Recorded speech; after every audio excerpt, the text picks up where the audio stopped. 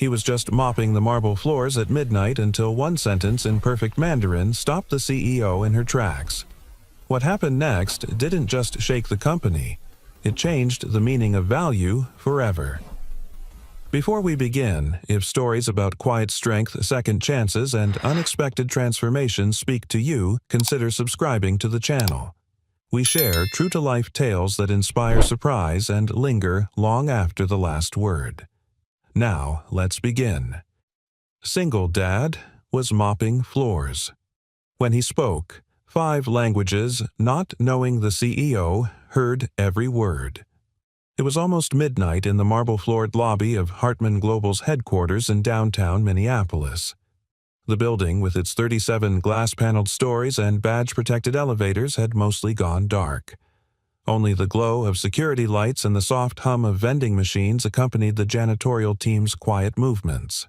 Eric Monroe mopped in steady rhythm, one hand on the handle, the other pushing earbuds deeper into his ears. But tonight he wasn't listening to music. He was revising his Portuguese vocabulary through an old podcast he'd downloaded for free years ago. Words rolled off his tongue in hushed practice. Pode me ajudar com isso. His tone fluid, his pronunciation crisp. "Excuse me," came a voice behind him, hesitant and accented. Eric turned, pulling the earbuds out. A middle-aged man in a beige overcoat stood at the front desk, flustered, a crumpled business card in his hand. His English was broken at best, but the company logo on his badge matched Hartman's South American division. Eric smiled, switching instinctively into Portuguese. "Está procurando o elevador para o andar de reuniões." The man's face lit up. "Sim, obrigado, senhor." Eric pointed to the left corridor. "Use os elevadores prata. Aperte o botão para o 17º andar." As the man hurried off, visibly relieved, Eric returned to his mop. But before he could resume, another figure approached. The receptionist had long gone home. A young woman in a mustard coat stood near the directory screen, tapping without success. Her brows furrowed as she muttered in Mandarin. Eric stepped forward calmly. "Ni shu yao bang mang ma?" he asked. She turned, stunned. "Yes," she replied in accented English. "I can't find the name on this list." Eric scanned the screen and nodded. "Zai dc cheng. Hui yi shi zai yu bian. Wo dai ni kuba." He guided her gently toward the correct elevator bay. She looked at him with a smile that held more surprise than gratitude. "You speak very well." Eric simply replied, "I listen a lot," then returned to his mop and bucket. That was when it happened. A soft click of heels, intentional, deliberate, echoed from the hallway behind him. Eric didn't turn. He assumed it was another late-night employee passing through. He didn't know that the woman now watching him from the shadows of the mezzanine wasn't just another staffer. She was the CEO. Alyssa Hartman stood still, half hidden behind a concrete column, her black coat draped over her shoulders like a silent cloak. She had come down after a call from her London team ran late, and the air in her office had felt suffocating. She needed to walk. She didn't expect to witness whatever this was. In less than 5 minutes, this janitor, she didn't know his name, yet had just conversed in 3 languages, not only fluently, but with empathy, precision, and cultural nuance. No hesitation, no showmanship, just fluency. She watched him mop in silence, humming to himself, the earbuds back in. Then another interruption this time, a French-speaking delivery man confused by mislabeled storage areas. Without missing a beat, the janitor pulled out his clipboard and responded, "La salle de conférence est de l'autre côté. Je vous montre." He walked off beside the man, casually chatting, gesturing, smiling, then returned minutes later with the same calm rhythm. Alyssa was frozen. She wasn't one to overreact. In fact, her board often accused her of being too measured, too restrained. But something about this felt significant, like stumbling upon a violinist playing a symphony in a subway tunnel. She stepped forward, heels clicking louder now. Eric turned around, this time slightly startled but polite. "Evening, ma'am." Alyssa paused. Up close, he didn't look particularly remarkable. Faded green polo shirt under his janitor uniform, salt and pepper stubble on his jaw, calloused hands from years of labor. But his eyes were sharp and steady. "That was Mandarin, right?" she asked. "Yes, ma'am," Eric replied. "And before that, Portuguese and French." He hesitated for a second as if unsure whether to admit it. "Yes, ma'am." She tilted her head. "You speak all three, fluently." He gave a small nod. "Also Spanish and some Italian. And I can get by in German." "Impressive," she said. But her tone wasn't casual. It carried weight. Eric shifted. "I just picked it up over the years. Helps to listen." Alyssa looked at him for a long moment. "What's your name?" "Eric. Eric Monroe." "Well, Mr. Monroe." "I'm Alyssa." He blinked. That name. Hartman. He didn't say it, but she saw the realization land in his eyes. She extended her hand. He hesitated, then shook it firmly. "I'd like to ask you something," she said, stepping aside and gesturing toward the elevator. "Would you be willing to join me upstairs for a few minutes?" Eric looked at his mop bucket, then back at her. "Now, yes." He didn't answer right away. Years of cleaning offices after hours had taught him when to speak and when to stay invisible. But there was something in her expression, not obligation, not curiosity, but sincerity. He nodded. "All right." They stepped into the elevator together. As the doors slid shut, Alyssa glanced sideways. "You've worked here a long time," she asked. "Almost 7 years," Eric said. "Never been to the top floor, though." She smiled faintly. "You might be surprised how quickly things can change." Eric looked straight ahead, hands clasped in front of him. "I stopped believing in surprises a long time ago." Alyssa didn't respond, but something told her this was going to be one worth keeping. The elevator dinged, and for the first time in his life, Eric Monroe walked onto a floor where people didn't mop, they made decisions. Only this time the decision wasn't going to be made about him. It was going to be made with him. The executive floor had its own kind of silence, thick-weighted, almost reverent. As Eric stepped out of the elevator beside Alyssa Hartman, he instantly noticed the difference. The lights were warmer, the air cooler. A faint citrus scent floated in from the ventilation, and the carpet beneath his worn-out shoes muffled every step. He felt out of place. Not because anyone looked at him funny, there was no one there, but because the space itself whispered of tailored suits, quarterly reviews, and things discussed behind frosted glass. His faded janitor uniform and calloused hands didn't belong here. He'd cleaned this floor before, but only when it was empty. Never like this. Alyssa walked ahead without speaking, her heels soft against the carpet. She opened a glass door with her access badge and motioned for him to enter.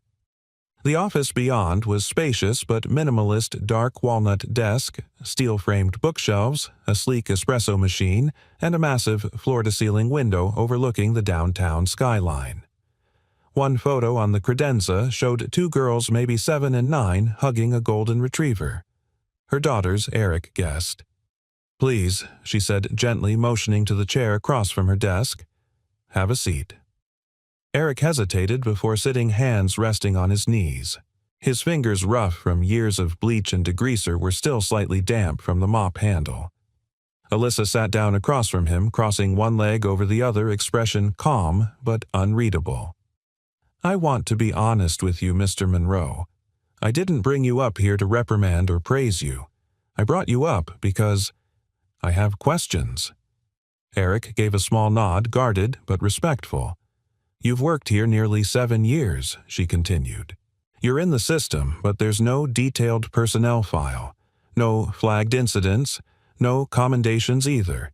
You come in, you clean, you leave. And yet tonight I watched you navigate 3 complex interactions in 3 different languages, each with cultural accuracy and natural fluency." She leaned in slightly. "That's not something you just pick up. So I need to ask, why are you here? Mopping floors, I mean." Eric looked down at his hands for a moment, then up. "Is it okay if I tell you the truth? I wouldn't want anything less." He exhaled slowly. I was a language teacher. High school then, community college.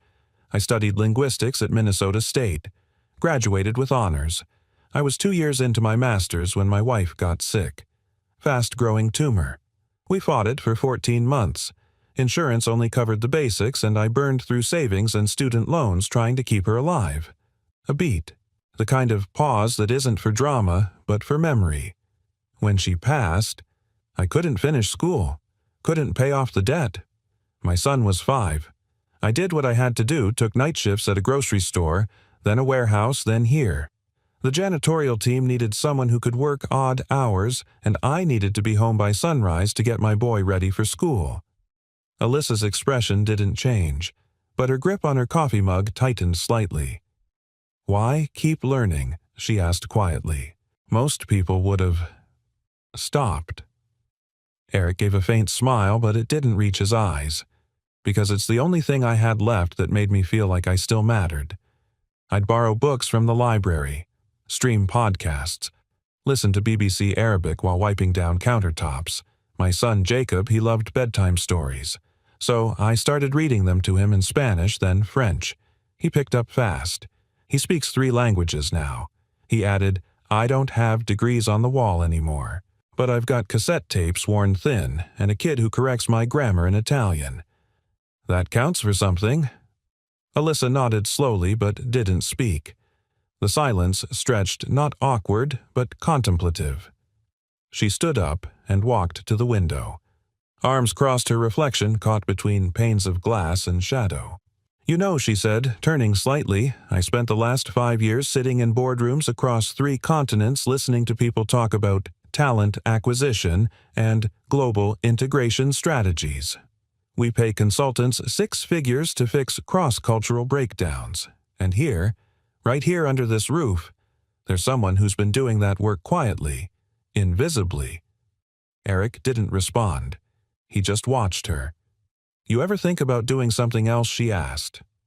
"Sometimes, but it's hard to dream when your rent's due." That made her smile just a little. Not amused, just seen. "Can I show you something?" She walked to her desk, tapped her screen, and brought up a security feed, grainy black and white. She rewound it, then played it. Eric watched himself appear on screen cleaning. Then the 3 encounters. Portuguese, Mandarin, French, each moment captured in cold footage that somehow felt warmer through Alyssa's gaze. "I watched this twice," she said. "Not just for what you said, but how you said it. The tone, the body language. You weren't translating, you were connecting." She looked at him again. "I'm not asking for your resume, Mr. Monroe. I'm asking for your potential. Do you still believe in it?" Eric hesitated, then nodded once. "Yes, ma'am. But I stopped expecting others to believe in it with me." Alyssa walked back around the desk and sat down.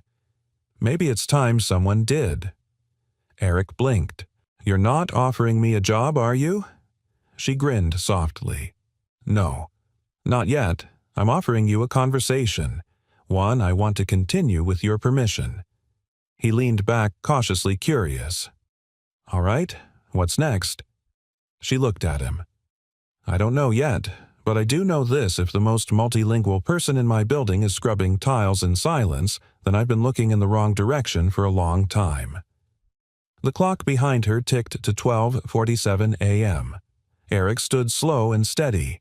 "May I go now? I've got the North Corridor to finish." She nodded. "Of course. Thank you, Eric." He paused at the door. "You're welcome, Alyssa." And then he was gone, leaving nothing behind but the faint scent of floor cleaner and a CEO who had just seen brilliance where she least expected it. And for the first time in months, she didn't feel so alone in that office anymore. The next morning began like most others at Hartman Global emails, pinging before sunrise, the elevator chiming on every floor, the scent of burnt coffee lingering near the copy machines. But for Alyssa Hartman, the day began with a deliberate pause. She sat in her corner office, eyes fixed on the skyline but her thoughts far from the city's bustle. Her mind kept returning to the night before, to Eric Monroe's quiet voice speaking perfect Portuguese, to the way he spoke of bedtime stories in Spanish and cassette tapes worn thin, to the way he'd walked out shoulders square not with arrogance but dignity. She had no idea a janitor worked in 5 languages, no idea he'd once been a linguistics scholar, and, more importantly, no idea how many people like him had slipped through the cracks on her watch. By 9:00 a.m., she made a decision. Janine, she called to her assistant over the intercom. "Do we have that vendor meeting still set for 11? The one with the legal team?" "Yes, but there's a delay. The translator from the Lisbon office got stuck in customs. They'll join virtually, but they're still looking for someone to handle the Portuguese end." Alyssa smiled to herself. "Don't worry about it. I've got a backup plan." Eric was dusting the top of a vending machine on the 4th floor when a man in a tailored vest tapped him on the shoulder. "Are you Eric Monroe?" He turned. "Yes, sir. Ms. Hartman asked me to bring you up to Conference 6B. She said it's urgent."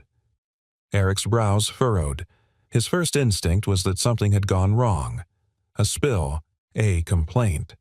But the man's tone was too measured for that. 10 minutes later, Eric walked into a room filled with 5 people in sleek suits and a large screen showing 4 more in a virtual feed. A set of contracts lay on the table along with packets of documents all marked confidential. At the head of the table sat Alyssa, calm and composed. "Mr. Monroe," she said, standing. "Thank you for coming." He looked around uneasily. "I thought this was a custodial matter." Alyssa gave a faint smile. "It's a linguistic one." Before Eric could respond, a man on the screen, a gray-haired executive from Lisbon, began speaking rapidly in Portuguese, clearly agitated about a set of clauses he claimed had been misrepresented. The room went quiet. No one at the table could keep up.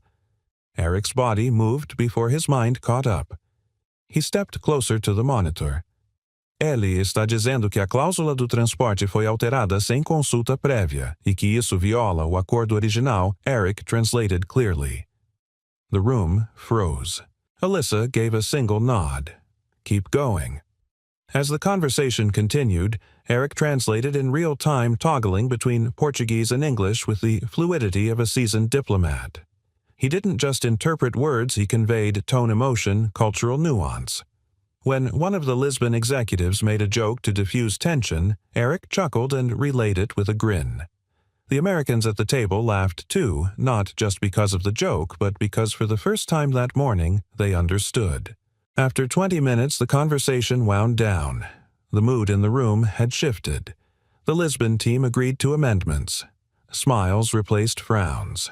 One executive even waved directly at Eric through the screen and said in English, "Where have you been hiding?" Eric gave a modest shrug, mostly around the elevator bays. Laughter rippled through the room. Alyssa stood. "Gentlemen, thank you. We'll finalize the red lines and follow up by tomorrow." As the screen went dark, she turned to Eric. "Can I speak with you a moment?" They stepped into the hallway. Alyssa didn't speak right away. She waited, giving him space. Eric rubbed the back of his neck. "So, what was that?" he asked. That she said softly was you being more effective than any consultant I've hired in 2 years. You're not just anything, Eric." Her tone was firmer now. "I set that up on purpose. I wanted to see how you handled pressure, how you carried yourself in a room where people don't usually see you. And you did more than hold your own. You led it." Eric didn't know what to say. "Tell me," Alyssa continued, "when was the last time someone asked you to use your mind at work?" He shook his head.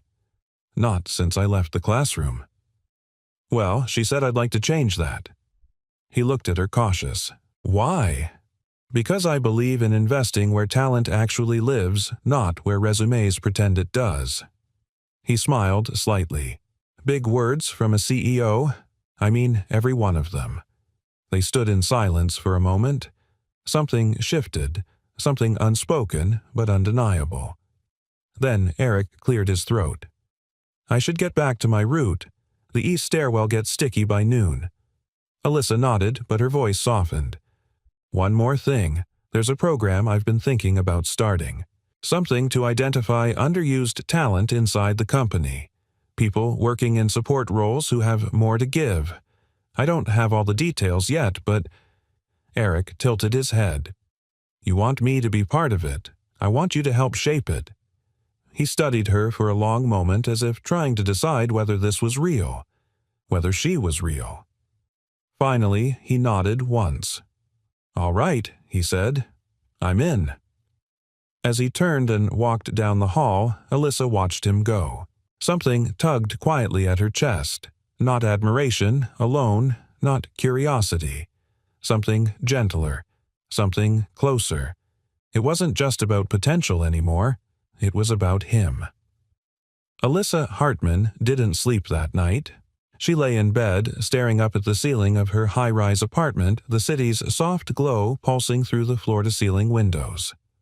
Normally, the exhaustion from a day of meetings and damage control would have put her under in minutes. But tonight, her thoughts looped like a song stuck on the wrong chord, always returning to the same image.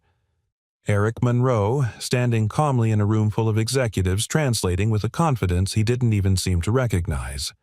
Not selling himself, not performing, just doing what needed to be done. That wasn't what held her awake, though. It was the quiet in his voice when he said I stopped expecting others to believe in it with me. It was the way his eyes drifted to the floor every time someone tried to compliment him as if he'd been conditioned to deflect grace before it could land. Alyssa had known people like Eric before, brilliant, capable, overlooked. But something about him was different.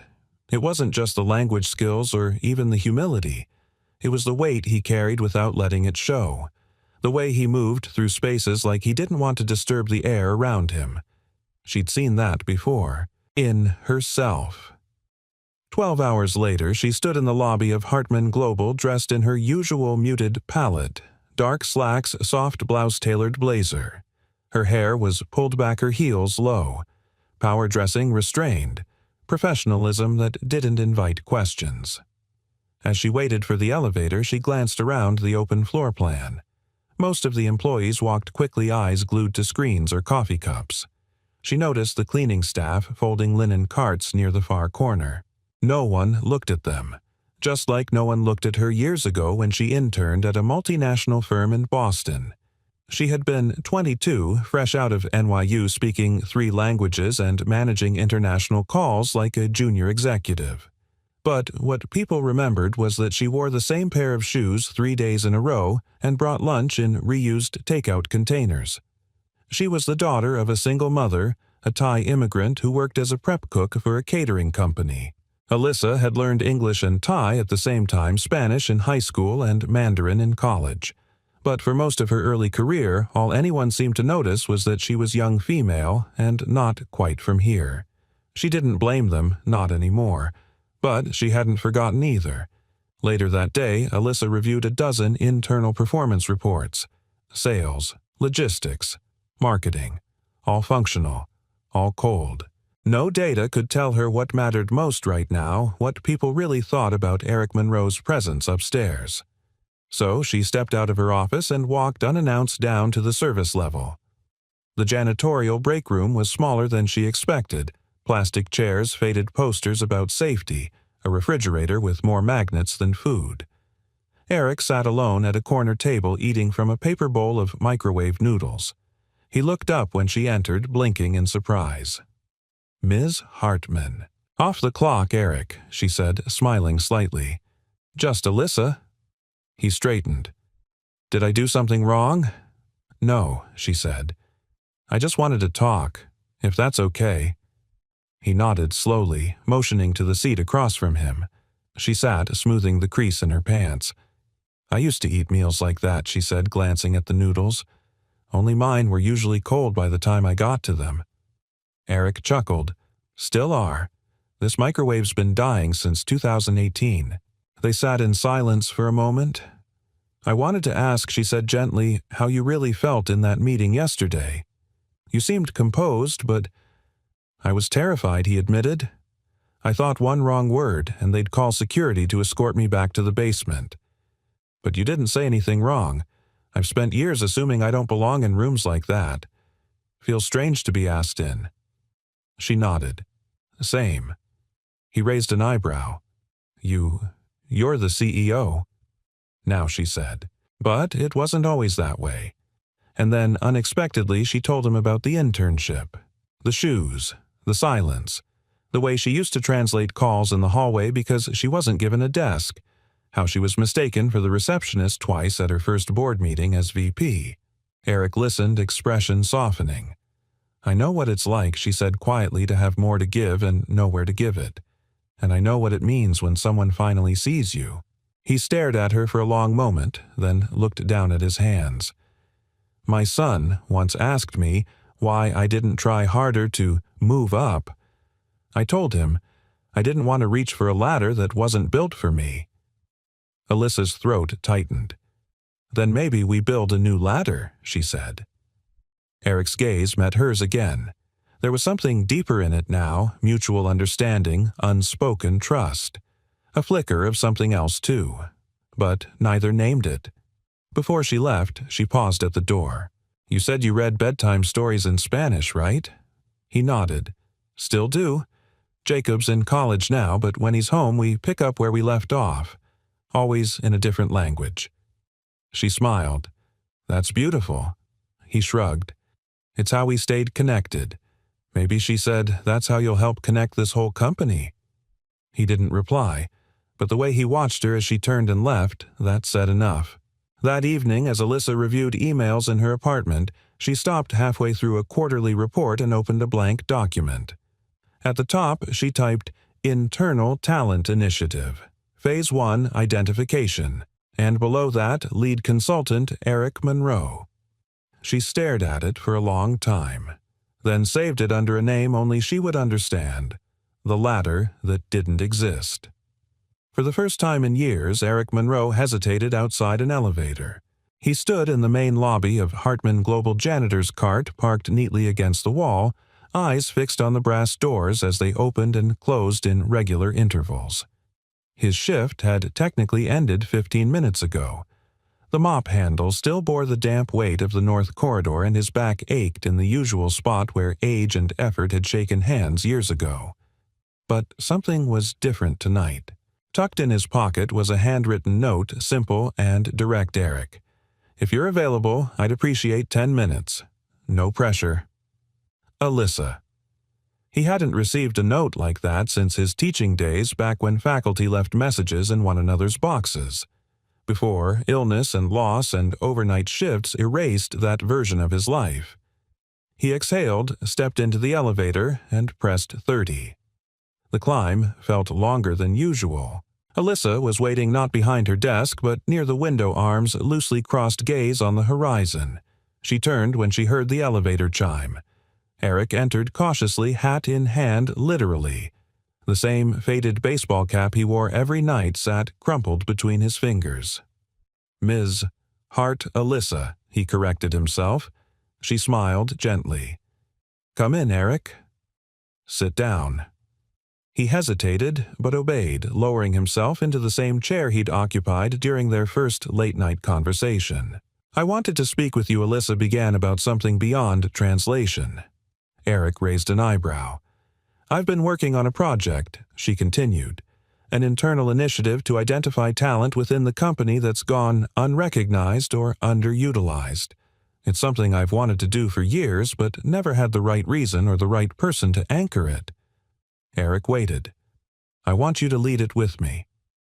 Silence, the kind that hangs between two people when neither is quite sure how to breathe yet. You want me? He asked at last. Yes. To lead something with me. Yes. Eric looked down, then chuckled softly. You know, I still change trash bags on the mezzanine floor, right I do. And I also know you speak 5 languages, used to teach linguistics, and solved a contract impasse last week that's been stuck for 6 months. So, I'm weighing the full picture. He shook his head slowly. I don't even have a college degree anymore. I never finished my master's. I've never supervised a team. I've never given a presentation. I don't own a suit. I've been out of the loop for years. Alyssa leaned forward. I'm not asking for polished. I'm asking for principled, for someone who understands what it means to be overlooked and what it takes to see others clearly. The rest, that's just noise. He stared at her for a long beat, unsure whether to be honored or terrified. What would I actually do? We'd start small, she said. You'd help design the structure, what to look for, how to train, how to bridge between departments. You'd attend meetings, give feedback, interview candidates, shape the narrative. You'd have a desk, a budget, a title. He blinked. What title were still working on it? But something like Cultural Access Advisor or Director of Internal Equity. Something that reflects your real value. Eric leaned back in the chair, exhaling slowly. His gaze drifted to the framed photo on her credenza again, 2 girls and a dog in a patch of grass, smiling like the world had never hurt them. I appreciate it, he said quietly. But I don't think I'm the right guy. Why not? Because people don't listen to folks like me. Alyssa's tone sharpened just slightly. Then maybe that's exactly why you should be the one speaking. He looked at her. Really looked at her this time. Not as a CEO, not as a woman in a corner office, but as a person. And what he saw there wasn't ambition or pity. It was belief. Not the kind you buy or borrow, but the kind that changes people. You're serious about this, he said. I am. He looked away, heart beating harder than it had any right to after a day of mopping floors and changing out hand soap. I have a son, he said after a pause. He's 22, just got into Arizona State, wants to study international relations. Alyssa smiled. I'm guessing he learned from the best. I used to think I'd failed him, Eric admitted. That all he ever saw was me in uniform cleaning up after others. But he told me once, you don't have to wear a suit to be brilliant. You just have to keep showing up when nobody else does. He swallowed. Maybe it's time I listened. Alyssa said nothing. She didn't need to. Finally, Eric straightened in his chair. What happens if I say yes? She met his gaze. Then we build something that never existed before. Together. He stood up, folding his cap. Slowly, fingers tracing the same curve over and over. I'll need some time, he said. Of course, but if I do this, I don't want special treatment. I don't want parades. I just want the work to matter. It will. He nodded, once turned to leave. At the door, he paused.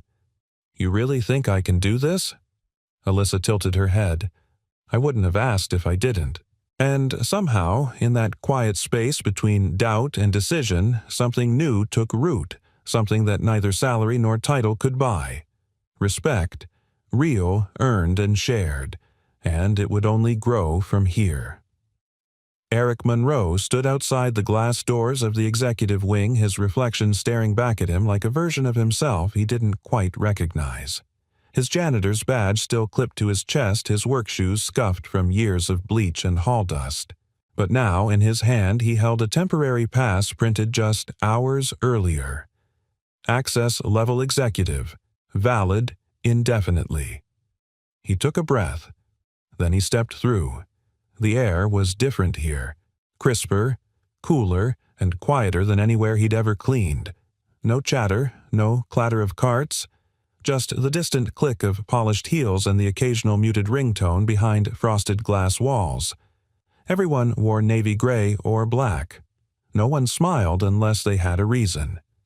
Heads turned as Eric passed. Some glanced up from their desks. Some didn't even try to hide their curiosity. A few looked at his shoes, others at the badge. One woman near the printers whispered something behind her hand. He felt every stare like a pinprick, but he kept walking straight to the desk Alyssa had assigned him. A modest corner space near the internal comms office. No view, no window, but it had a nameplate waiting for him. Eric Monroe, Cultural Access Consultant.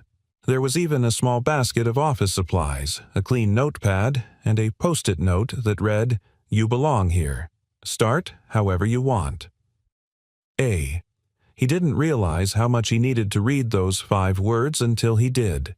He sat down, hands resting on the desk. The last time he'd had a desk job, the internet still whistled to connect and phones had cords. This felt like a different lifetime. A polite knock interrupted his thoughts. Mr. Monroe.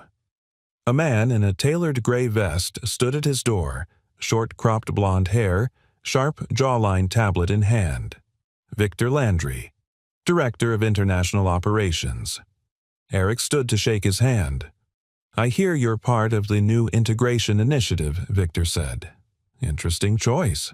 Eric offered a small neutral smile. "Guess we'll find out if it works."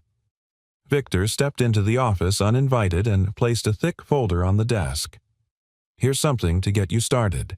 It's a series of reports from our Milan and Dubai partners. We've had some translation inconsistencies and vendor disputes. I figured, if you're going to be here, might as well see what it looks like from the top." There was an edge to his voice, calm but calculated. Eric recognized it. It was the tone of someone who was giving you a chance not to impress them but to fail quietly. "I'll look it over," Eric said evenly. Victor nodded, then paused at the door. "Let me know if anything confuses you." Eric didn't respond. He waited until the man left, then opened the folder. 30 pages, half of them in Italian, a quarter in Arabic, some sprinkled with English annotations and scribbled notes, contracts, invoices, memos. He rolled up his sleeves and got to work. By noon, Eric had red-penned 5 translation errors that had cost the company nearly $22,000 in duplicated vendor shipping and logistics. He typed up a memo, clear, neutral in tone, structured the way Alyssa had shown him in a template email, and sent it to Victor with suggested corrections and a list of questions. He expected silence. He got a reply 10 minutes later. "Understood. Reviewing now." That was it. No thank you. No good work. Just the sterile acknowledgement of a system not yet ready to admit it had underestimated him. But Eric wasn't doing this for praise. He wasn't sure he even knew how to want that anymore. He was doing this for Jacob, for the version of himself that used to stand in front of a classroom pointer in hand explaining how language wasn't just about grammar, it was about identity, humanity, connection. That afternoon, as he returned from a short walk to the break room, he saw Alyssa waiting by his desk. She wore a navy blouse, sleeves rolled to her elbows, and a look on her face that wasn't quite a smile, but something better. Recognition. "How's day 1?" she asked. Eric shrugged. "I've had worse." "No mops." She grinned. "That's a win already." He handed her a short printout of the corrections. Also found some gaps in Victor's vendor chain. She scanned the document quickly. Her brows lifted. "This is solid. He won't say it, but this'll help him save face with Dubai. He already told me it was an interesting choice bringing me in." Alyssa's expression didn't shift, but her voice cooled just slightly. "Let him wonder. You're not here for his comfort. I'm not here for anyone's discomfort either." "Then just keep doing what you're doing," she said. "Truth has a way of settling into the room whether people like it or not." Eric looked at her brow, softening. "You've got more fire than you let on." Alyssa shrugged. "You have more impact than you realize." Their eyes met just for a second. It wasn't flirtation. It wasn't romantic. Not yet. But it was connected. Two people who had known invisibility, who had walked into rooms that weren't made for them and stayed anyway. "You staying late?" he asked. "Always," she said. "Old habit. Want company?" he asked almost without thinking. "Not personal. Just, I make good tea." She considered it, then nodded once. 15 minutes. Rooftop patio deal. And just like that, something unspoken began to shift between them. Not fast, not fragile, but real. A seed planted between silence and effort. Eric sat back at his desk, returned to the files. For the first time since losing his wife, since giving up his career, since learning how to fade into corners, he didn't feel like he had to disappear anymore. Not here. Not now. Not with her watching and believing. It began, as these things often did, with a whisper. A casual remark by the coffee station. A glance exchanged across the boardroom. A quiet question. "Did you hear about the janitor in the executive wing?" Within 48 hours of Eric Monroe's first day upstairs, the chatter had spread like spilled ink, and by Friday morning it wasn't a whisper anymore. It was a current. "Wait, are you serious? I heard he speaks 5 languages. Are we hiring out of pity now? I mean, he seems nice. Is this some DEI stunt? I've been here 8 years and I've never been invited to present to leadership." Victor Landry didn't say much. He didn't have to. His silences carried more weight than his words. And when he delivered his weekly vendor report at the department leads meeting, he made a point of not mentioning Eric's contributions, except for a vague, "We've corrected a few minor translation discrepancies," without naming who had corrected them. Alyssa noticed. So did Eric, but he said nothing. Not at first. The tension finally surfaced on a gray Tuesday morning during an executive strategy session. 20 people in a glass-walled conference room. Alyssa at the head of the table. Eric seated off to the side, flipping quietly through a binder of multilingual vendor contracts. Midway through the meeting, a logistics manager named Carol Foster raised her hand. "I just want to clarify," she said crisply, "this new internal initiative, the one targeting untapped talent, was that approved through HR?" Alyssa met her gaze. It was cleared through corporate development. "And Mr. Monroe's role in it, how long is that trial expected to last?" Eric didn't look up. He didn't need to. He could feel the air shift. "There is no trial," Alyssa said calmly. "Eric has been formally appointed to the position. But he doesn't have corporate credentials," Carol continued. "No HR certifications, no prior team leadership. We're not questioning his character, just the precedent." Another voice chimed in from the left. "Jeremy Tate, a regional strategy officer. Young, ambitious. Never missed a chance to align himself with power." "I think what Carol means," he said with a performative smile, "is that we all value internal mobility. But bypassing traditional pathways might raise fairness concerns. Optics, if nothing else. That word, optics. It wasn't about integrity. It was about perception, appearances, control." Alyssa looked down for a moment as if measuring her words precisely. Eric was selected based on demonstrated performance, not perceived pedigree. If this were about optics, I'd have sent a memo and moved on. But I didn't. I gave a seat to someone who's earned it through fluency, adaptability, and insight, not just resume formatting. Victor leaned back in his chair. "With respect, Alyssa, we've always valued expertise. But if we start rebranding janitors as strategic advisors, we run the risk of diluting operational clarity." Eric's pen paused mid-note. Then slowly he closed his binder and looked up. "If I may," he said, voice steady, "I'd like to clarify something." The room quieted. His tone wasn't defensive. It wasn't angry. It was precise, like a man who had learned to make every word count because so few were ever invited. "I didn't ask for this position. I didn't apply for it. I didn't campaign or angle or strategize. I was asked to step in first for a translation issue, then for a broader role." He met Victor's eyes. "And while I don't have a title from Wharton or Columbia, I do have 20 years of lived cultural engagement. I've taught. I've translated. I've raised a multilingual child on a custodial paycheck, and I've watched decisions made in rooms like this cost companies real relationships overseas because no one could pronounce a client's name correctly." He turned to Carol. "And if this makes you uncomfortable, I understand. Disruption always does.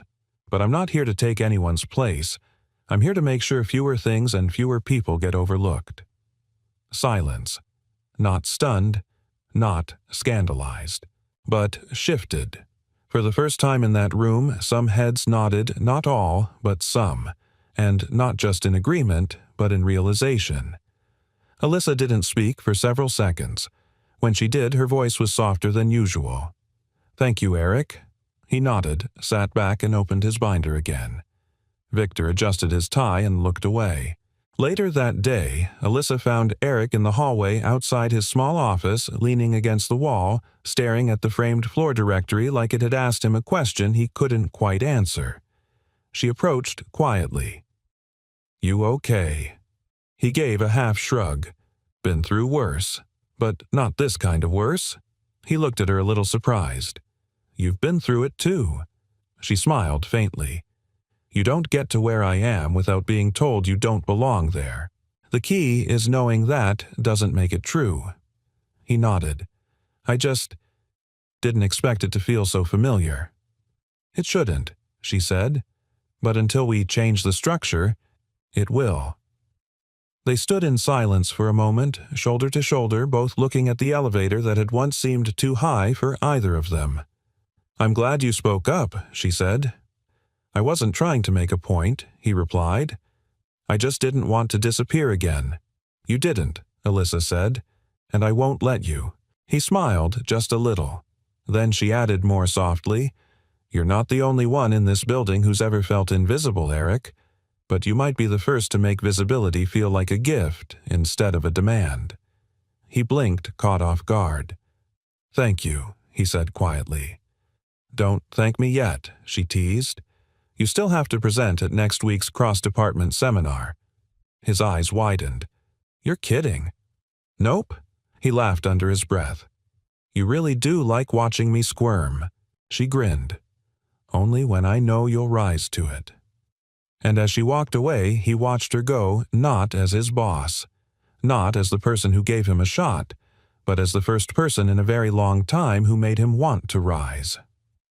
The rain started just as Eric stepped out of the building. It was soft at first, more a whisper than a storm, dampening the pavement and soaking the edges of his work shoes. He didn't pull up his hood. He liked the feeling of it. It cleared his head. He crossed the street to the small bench across from Hartman Global's towering lobby, the same bench he used to eat lunch on during his early days when he couldn't afford a cafeteria meal. Back then, he'd sit with a peanut butter sandwich wrapped in foil, watching people in suits pass him by without a second glance. Now he sat there again, but the world felt different. Not better, just heavier. Inside, he'd held his own in a room full of power. He'd spoken truths that had needed saying, but outside, he felt every ounce of the weight those truths left behind. Every syllable had come with a cost, not because he regretted them, but because he finally understood that stepping into the light meant burning a little in the process. He took out his phone, scrolled to the name he knew by heart, Jacob Monroe. He hesitated, then hit call. The phone rang once, twice, then, "Hey, Dad." Jacob's voice always sounded like sunlight, warm, steady, confident. A far cry from the boy who used to cry when his dad left for the night shift or whisper in Spanish just to make Eric smile. "You busy?" Eric asked. "A little. Midterms coming up. But I've got a few minutes." "You okay?" Eric didn't answer right away. "Dad." "I'm fine," he said. "Just needed to hear your voice." Jacob was quiet for a second, then asked, "What happened?" Eric leaned forward, elbows on knees, rain dripping from his sleeves. "I spoke in a meeting today. Real one. Executive room.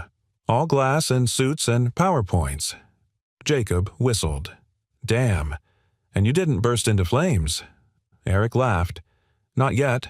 What did you say I told them the truth? About who I am. About why I'm here. Some of them listened. Some didn't." Jacob's voice softened. "And how do you feel?" Exposed Eric said. "Like I finally stood still long enough for people to actually look at me. And now I'm wondering if I should have kept moving." "You've always moved for other people," Jacob said. "Maybe it's time you moved for yourself." Eric closed his eyes. That's what Jacob did. Always cut through the noise. "You know," Jacob continued, "when I wrote my scholarship essay, they asked me who inspired me. I wrote about you. Not because of the languages, but because you kept showing up. Every night, every morning, and you never made it about you. But now, maybe it can be." Eric swallowed hard. "I'm proud of you, Dad." and that broke something gently open inside him, not in a way that shattered, but in a way that released. "Thanks, kid," he said, voice low. They talked for a few more minutes about school, about a professor who mispronounced diplomacy about the ramen place Jacob had discovered that reminded him of when they used to make dumplings together. It was small talk, but to Eric, it was soul talk. When they hung up, he sat there for a while longer, the rain washing over the silence. Then he stood and walked back across the street. The next morning, Alyssa arrived at her office early. She was halfway through her first coffee when Janine buzzed her. "There's someone here to see you. Says he's Eric's son." Alyssa blinked. "Send him in." The door opened and in stepped a tall, clean-cut young man with his father's eyes and a backpack slung over one shoulder. He offered a polite smile, uncertain but composed. "Hi," he said. "I'm Jacob." Alyssa stood and shook his hand. "I'm Alyssa. Come in. I hope it's okay. I was visiting campus and I figured I'd stop by." "Of course. Sit." He did. "I wanted to thank you," he said, "for seeing my dad. Not just promoting him, seeing him." Alyssa's breath caught. Jacob continued. "You don't know how long I've watched him carry things no one else noticed. The late nights, the double shifts, learning languages while scrubbing sinks, reading me stories in French when I was 6 because it was the only way he knew how to keep the world magical." She smiled but said nothing. "I used to think no one would ever recognize him, that he'd fade out the way so many good people do, but now—" He trailed off. Alyssa nodded slowly. "Now he's walking into rooms they never meant for him." Jacob smiled. "Yeah, and he's not walking in alone." There was a pause. Then he reached into his backpack and pulled out something wrapped in cloth. "I found this in our storage last week. I thought maybe he'd want it." He handed it to her. Alyssa unwrapped it slowly. Inside was a battered paperback notebook. On the cover, the faded words Spanish 101, Jacob's Stories. "I remember this," he said. "He used to write translations of bedtime tales for me, 1 per week, even when he was exhausted, even when he hadn't eaten." Alyssa ran her fingers over the worn pages. "I wanted you to see who he's always been," Jacob said. "I see him," Alyssa replied, "more clearly than most people I've ever met." Jacob stood. "Then you're the kind of leader this place needs." He offered his hand again. She shook it. As he left, Alyssa sat down, the notebook in her lap, the weight of it like an artifact from a life too rich to stay hidden. She stared at the door for a long time after it closed. Then she picked up her phone and made a call. "Eric, you free around 3 today? I think it's time we talk about the future and how many others we've walked past without knowing." And somewhere beneath the clean lines and corporate rhythms of Hartman Global, something old and quiet began to rise. Legacy, not written in titles, but in the people we choose to lift. Eric Monroe stood at the threshold of the executive suite once again, same polished floor, same frosted glass walls, but the weight pressing against his chest was heavier than the last time he was here. Not fear, exactly, not even doubt, but something deeper, like walking back into a room you were never supposed to leave, but also never certain you'd be welcome to return to. 2 days had passed since the seminar fallout, since the stares, since the subtle disapproval from some and the quiet encouragement from a few. And yesterday, after sitting in his truck for 30 minutes with the engine off and the sun rising behind him, he'd sent the email, "Alyssa, if the door's still open, I'd like to talk." She replied in less than 5 minutes. It never closed. "Come at 3. Now here he was. He took a breath and stepped inside. Alyssa was already waiting, not behind her desk, but by the window again, as if that had become her private thinking place. The skyline stretched behind her like a canvas of light and steel. She turned the moment she heard the door. "Hey," she said. "Not Mr. Monroe, not Sir, not even Eric with formal distance. Just, hey, soft, familiar." "Hey," he returned. She motioned to the seat across from her desk. He walked over slowly and sat. There was a pause. "I saw Jacob," she said. Eric's eyebrows lifted. "He didn't tell me. He wanted it to be a surprise." A small smile tugged at his mouth. "That kid always was more confident than I deserved. He's proud of you." Eric looked down at his hands. "Yeah," he said. "He said something like that.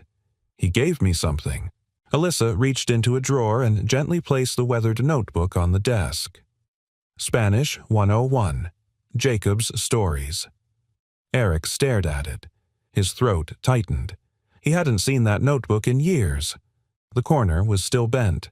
The ink faded on the cover from too many nights on cheap kitchen counters. "I used to write in it on my break," he murmured. "At the hospital, when my wife was sleeping." Alyssa didn't speak. She didn't need to. "I didn't know he'd kept it," Eric said, voice rough. "He said it was how you made the world magical." Eric swallowed. "I didn't have money for toys, but I could give him stories, in every language I could find." Silence settled between them again, but this time it was warm, respectful. "I left because I didn't want to make things harder for you," he said. "Didn't want people to think this was about optics or emotion. I know, but I also realized disappearing hasn't helped anyone, least of all me."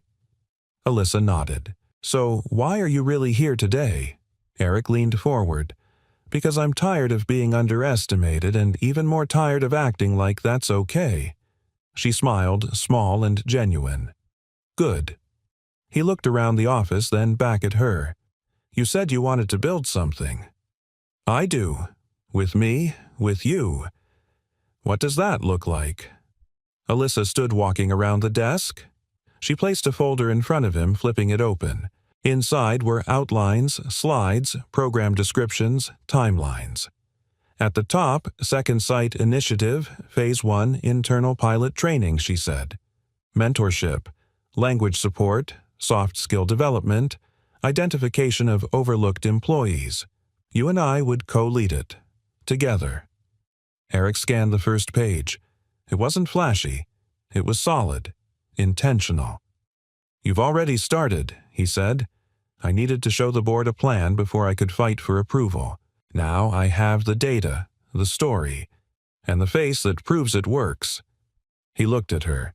"And you're not worried about more pushback. I welcome it." He raised an eyebrow.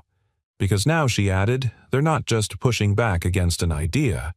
They're pushing back against a man who's already changed the way we operate, and that's harder to ignore." Eric sat back. "You know," he said slowly, "I've had a lot of jobs where people told me to stay in my lane." Alyssa smiled. "That's the problem with lanes. They keep people locked into paths they never chose." He nodded, thoughtful. "I'm in," he said, finally. "But I want to do it right. No tokenism. No pity. If I don't deliver you, pull me." Alyssa extended her hand. "I'd never expect less." He took it.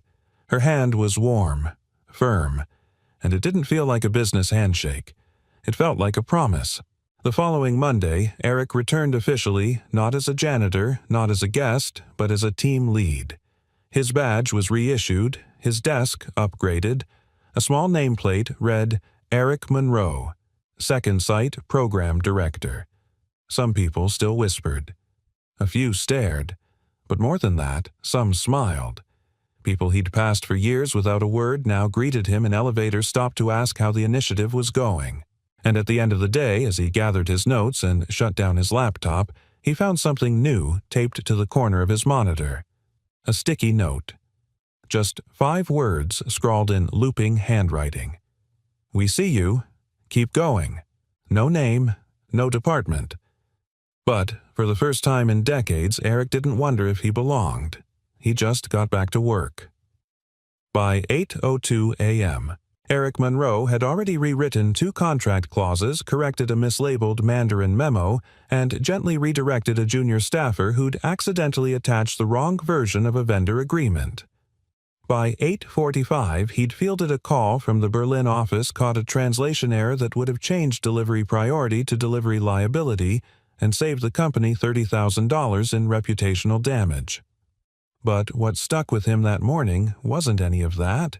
It was the silence. Not just the hush of the executive wing, the usual polished quiet that echoed off glass and brushed metal, but the quiet inside his inbox. The emails had stopped. No pushback. No passive-aggressive as-discussed messages. No clipped replies laced with skepticism. Just work. Sent. Done. Trusted. Eric leaned back in his chair. It wasn't victory. Not yet. But it was the first time in months he didn't feel like he had to defend every step he took. Still, he wasn't naive. He knew calm often came before another wave. So when Alyssa stopped by his office at 10:30, holding 2 coffees and wearing that half-smile she only showed when something big was coming, he straightened. "You look suspicious," he said. "I am," she replied, but in a good way. She handed him the coffee just the way he liked it, strong, no sugar splash of milk. He didn't remember telling her that. She sat in the guest chair, crossing one leg over the other. "I want to invite you to speak." He blinked. To who? Everyone. His brows lifted. Everyone. Like HR everyone, she repeated. Cross-departmental seminar. Wednesday. A full session on cultural integration, internal equity, and the launch of Second Sight. Eric stared at her. "I've never spoken at anything bigger than a PTA meeting," he said. "I've heard you in a boardroom, Eric. You don't need polish. You just need truth." He looked down at his hands. "And what happens if I choke, you won't. And if I do?" She shrugged. "Then you choke, and we pick up where you left off." He gave a quiet laugh. "You're very reassuring in a jump-off-the-roof-with-me kind of way. It's a talent," she said, smiling. But beneath the smile he saw something deeper, a flicker of nerves rare for her. Not about the presentation. About him. Not pressure, not expectation, but hope and trust. Wednesday arrived faster than it should have. Eric stood behind the curtain of the central auditorium watching as chairs filled marketing, HR, procurement, regional ops, even interns. Some faces he recognized. Many he didn't. Alyssa stood beside him reviewing her notes. When she looked up, she found him shifting his weight like a teenager at his first dance. "Still time to fake a fire drill," he muttered. She didn't laugh. Instead, she turned toward him fully. "You're not here to impress them, Eric. You're here to remind them what we forgot to see." He nodded. The lights dimmed. A hush settled, and then his name was called. He stepped out. At first, the spotlight blinded him, but then he saw faces, rows of them, waiting, curious, unsure of what to expect from the man who used to sweep the floors and now stood at the podium. He didn't use a teleprompter, didn't read from notes. He just began. "When I first walked into this building, it was through the loading dock. I was carrying a mop bucket and a carton of industrial cleaner. No one looked at me twice, and I didn't expect them to. I spoke 5 languages back then. I was raising a son. I'd taught at 2 schools, but here I was, just the guy who emptied the trash. And I was okay with that, or at least I told myself I was. Because when you've lived long enough being overlooked, you stop expecting doors to open. You just start cleaning around them." He paused, and then one day someone held the door open instead of walking through it alone. From the front row, Alyssa didn't move, but her fingers tightened slightly around the armrest. She didn't do it for credit, or for applause. She did it because she believed that brilliance doesn't wear a uniform, and that sometimes the clearest vision comes from the people no one ever thought to ask. He told them about the initiative Second Sight, about the quiet talent buried inside departments that rarely made headlines, about the janitor who translated between 3 departments before anyone realized they were speaking the same language. He told them about how he'd learned Korean from a dishwasher who missed home and French from a hospice nurse who used to hum lullabies to patients. How language wasn't just communication, it was dignity. By the time he reached the final line, no one was checking phones. "I wasn't promoted to make anyone uncomfortable," he said. "But if my presence here does, maybe it's worth asking why. Because I didn't change who I am to be here. I just stopped hiding it." The room was silent. Then it stood. Not everyone, but enough. Applause, not explosive, not performative, just honest. Grateful. Alyssa met his eyes as he stepped off stage. Neither of them said anything. They didn't need to. The work had spoken. That night, back at his desk, Eric found a note slipped under his keyboard. Neat handwriting, unfamiliar. "My mom's a cafeteria worker. She speaks 5 languages, too. I used to be ashamed of that. Not anymore. Thank you." No name, no department. But it didn't matter, because in that moment, Eric Monroe understood something more powerful than titles or speeches or initiatives. He hadn't just stepped into the room. He'd opened the door behind him. And someone else, maybe, someone just like he once was already starting to walk through. The Friday after the seminar, Eric arrived at Hartman Global earlier than usual. The lobby was still quiet, filled only with the soft hum of HVAC vents and the occasional click of a coffee machine. For the first time since he'd been promoted, no one stared when he passed by. They nodded, smiled. A few even said, "Morning, Mr. Monroe," like he'd always belonged there. It was strange in a good way. But the strangest part was that it no longer felt like a costume. The badge around his neck, the crisp button-down, the quiet authority people had started to assign to his voice. It didn't feel borrowed. It felt earned. Still, something tugged at him beneath the surface. A question that had lingered in the background since the beginning. Since that first night, Alyssa Hartman heard him speak 5 languages without knowing she was listening. Why her? Why had she seen him? And why did that matter more than he could admit? That afternoon, Alyssa found him reviewing the first round of internal applications for the second site pilot. He looked up as she entered, no knock, no warning, and smiled. "You always walk in like you own the place," he said. "I technically do," she replied. They both chuckled. She sat across from him, letting the quiet settle for a moment. "The feedback from your talk was incredible," she said. "You've got a fan club in logistics now. I hear they're making T-shirts," he deadpanned, "in 5 languages." She laughed, and something in her face softened just a little. They fell into easy conversation, reviewing applicants' brainstorming ways to build mentorship programs without making them feel corporate or performative. But eventually, the discussion slowed, shifted, changed. Alyssa leaned back in her chair. "Can I ask you something personal?" she said. Eric nodded. "Why did you really say yes to all of this? The program, the visibility, the pressure. Why step into a spotlight you never asked for?" He thought for a long moment before answering. "Because for years I kept my head down, told myself it was noble, that I was just doing what needed to be done. But the truth is, I was afraid. I'd already lost so much: my wife, my career, the version of myself I thought I was supposed to be. And when someone like you looks at you like you still matter, it does something. You made me feel like it wasn't too late." She swallowed, quietly. "And maybe," he added, "because it wasn't just about the job. Maybe I said yes because you were the first person in a long time who didn't talk down to me. You saw through the uniform, through the dust, and you didn't flinch." Alyssa looked down, then back at him. "You know what I saw?" she asked. "Someone who made me remember why I started this in the first place. Someone who reminded me that leadership isn't about title or posture, it's about presence. About staying when it's easier to walk away. About lifting others even when you're the one carrying weight." They were quiet again. But the silence wasn't empty. It was full.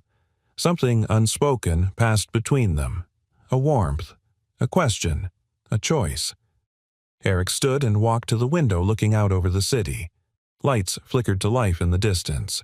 The sky was turning that soft shade of gold before dusk. "You ever think," he said, "about what love looks like?" "When you're older," Alyssa raised an eyebrow. "Like 48 older?" He smiled. "Exactly." She considered it. "I think it looks quieter," she said. "Less about declarations, more about consistency.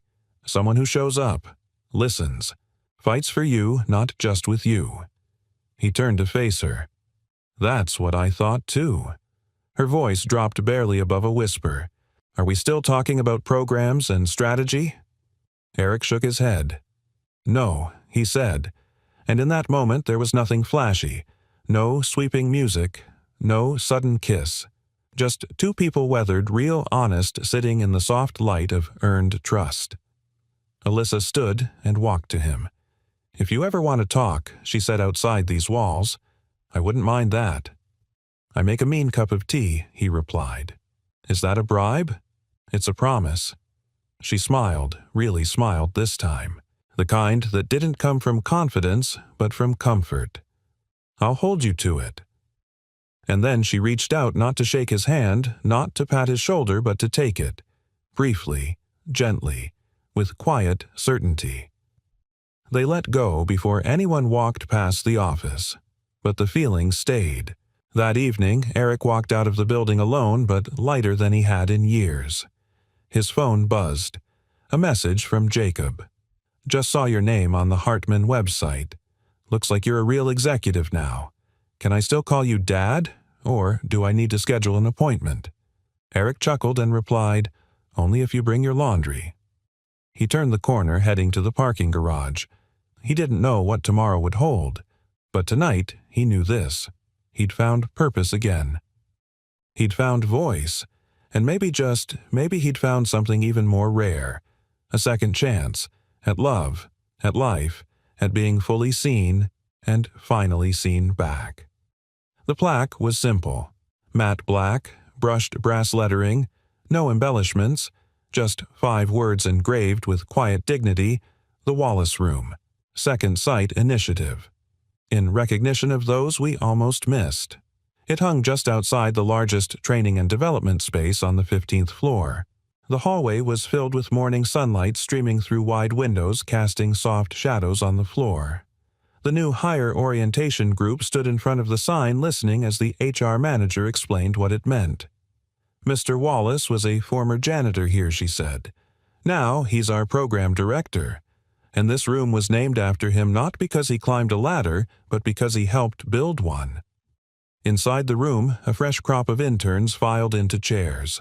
The slides were already queued up. On the wall behind the podium was a banner for the Second Sight Initiative Real Talent. Real people, real chances. Eric stood just off to the side watching them settle.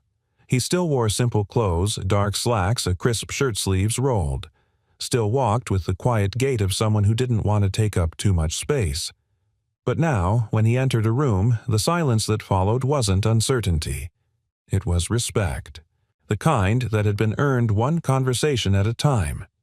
He took a deep breath and stepped forward, starting the session with a smile. Welcome, he said. I know some of you feel like you don't belong here yet.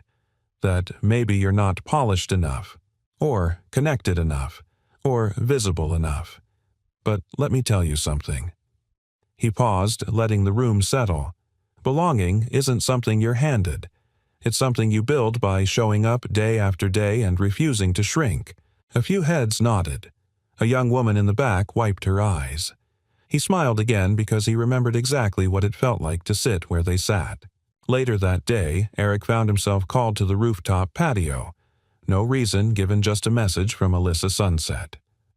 Bring tea. He packed 2 thermoses. By the time he arrived, the sun was already sliding low behind the city skyline, painting the buildings in amber and rose. Alyssa stood by the railing arms, resting on the ledge, her hair catching the light like strands of bronze. You always know when the sky's about to get dramatic, Eric said, offering her the thermos. I've always had good timing, she replied, accepting it with a smile. They stood side by side for a while, sipping quietly. The wind tugged gently at their sleeves. Neither of them needed to fill the silence. That was one of the things Eric cherished most about her. Alyssa never made stillness feel like absence. She made it feel like home. Do you ever stop and think she asked how unlikely all of this was all the time? She turned to him, her eyes soft. I almost missed you, you know. You didn't. No, she admitted, but I almost did. And I've thought a lot about that lately. How many people do we pass every day who could change the world if someone just paused long enough to see them. Eric glanced over at her, the sky reflecting in his eyes. Maybe that's why we're here now, to keep the doors open for the next person. She nodded, and maybe the one after that. They leaned against the rail again, watching as the first stars peeked through the twilight. Eric reached into his coat pocket and pulled out a folded envelope. Wordlessly, he handed it to her. She opened it. Inside was a handwritten note. A letter. Alyssa. This isn't a thank you. It's a recognition. You didn't save me. You didn't rescue me. You saw me. And in doing so, you reminded me how to see myself again. That's something I'll carry longer than any title. I hope someday when people talk about leadership they mention you, not because of your position, but because you built something real with compassion and steel in equal measure, and if the world's got room for a few more late bloomers, I'm glad I got to bloom beside you. E. Alyssa folded the letter slowly, pressing it to her chest for a moment before slipping it into her coat. She turned to him. You know you've changed things here, not just systems, people. Eric shrugged. I just told my story. No, she said. You rewrote it, and made space for others to write theirs, too. He looked down for a second, then back at her. I've been thinking, he said, about how love changes shape over time. Her eyebrows lifted, slightly curious. Oh, it's not big speeches or grand gestures. It's tea on rooftops, holding someone's truth with care, showing up every day, even when no one's watching. She didn't respond at first, but then she reached over and took his hand, not fast, not urgent, just sure. You're right, she said. That's exactly what it is. They stood there, two people weathered by life, softened by loss, strengthened by quiet persistence, the kind of love that doesn't burn wild, but glows steady. The sun dipped below the horizon.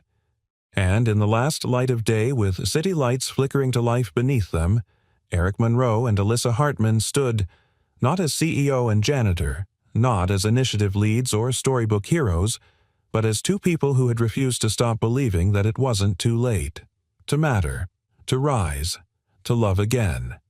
And somewhere across the building and beyond, more doors were opening, more names were being learned, more stories beginning.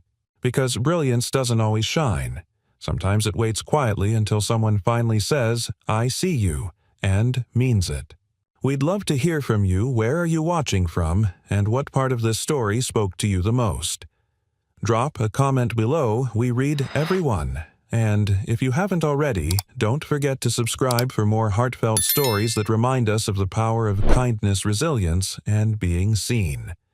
Thank you so much for watching. Until next time, take care and stay inspired.